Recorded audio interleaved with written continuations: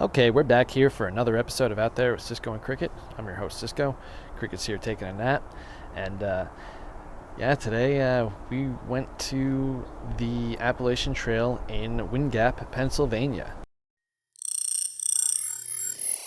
And it's in Wind Gap, Pennsylvania, where I met a longtime friend of mine. There's a nice little overlook, and the first thing I see is a tree that's broken in half.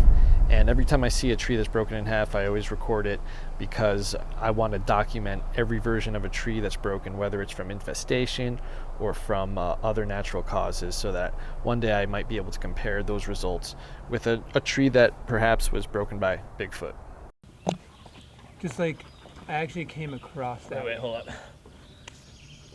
I'm Cisco, and I'm here with my friend Mikey, and we're at the top of a hiking spot in Delaware Water Gap. Dude, I could be like talking about, little Sasquatch. Right.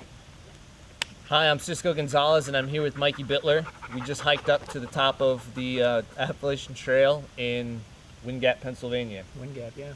It's raining now, so we might have to turn back. We'll see though.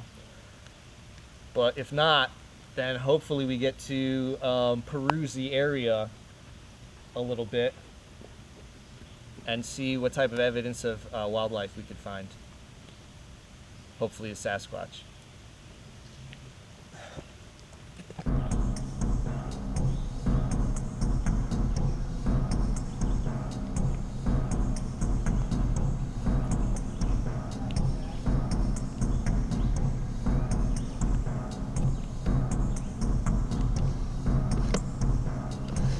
Mikey's a really cool guy to spend time in the woods with. He really likes the outdoors.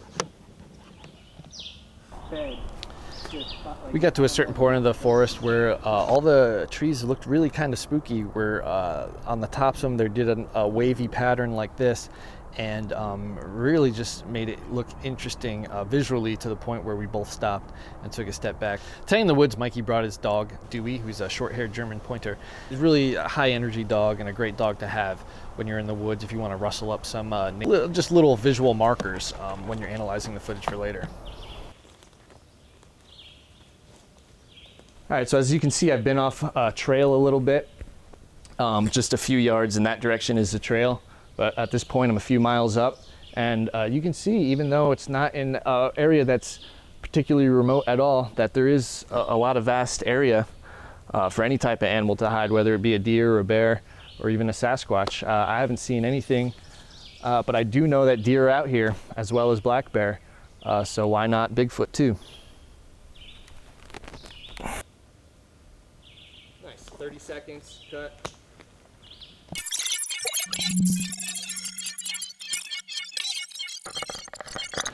All right, we've been hiking now for maybe an hour, and a few miles in, as you can see from this little 360, it's pretty isolated. We haven't seen much wildlife, if any at all, since we've been here, but it's also been raining. And I know that this area this time of year definitely supports wildlife for at least deer and bear, so keep our eyes open. Sasquatch.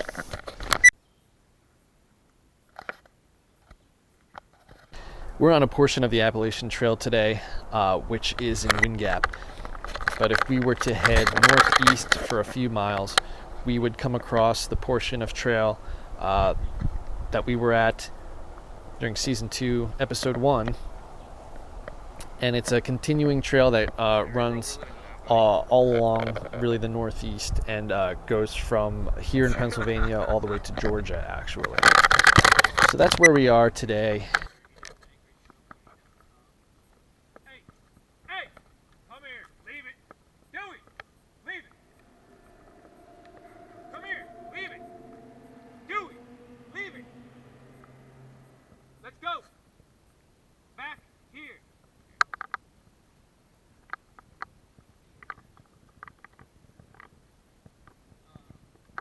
Theoretically, this habitat is prime, a prime location, a place that you would expect to find a Bigfoot when you're looking for one.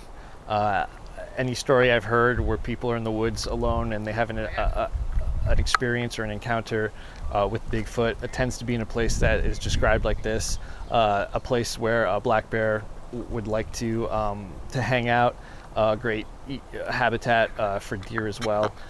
Really just nicely wooded with ferns and bushy green growth everywhere.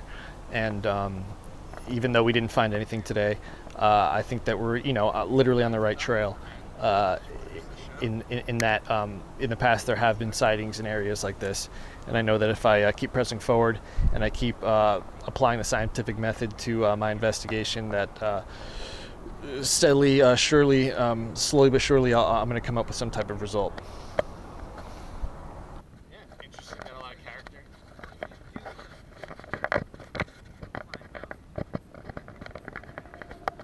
Put him on a boat.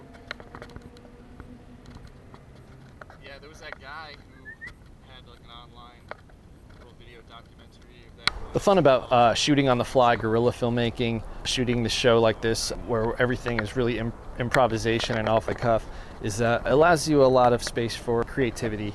And when you're in the woods and you have limited gear, you don't want to hike through the woods with a tripod all day. So really, I just brought my camera with me.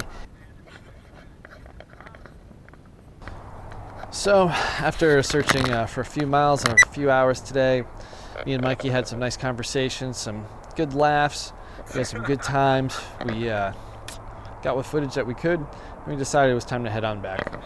And maybe I'll do another episode with him, and maybe we'll go out and do another expedition. But for today, I think it's time to call it quits, and that's that. So until next time, I guess try to keep your eyes open. I'll see you out there.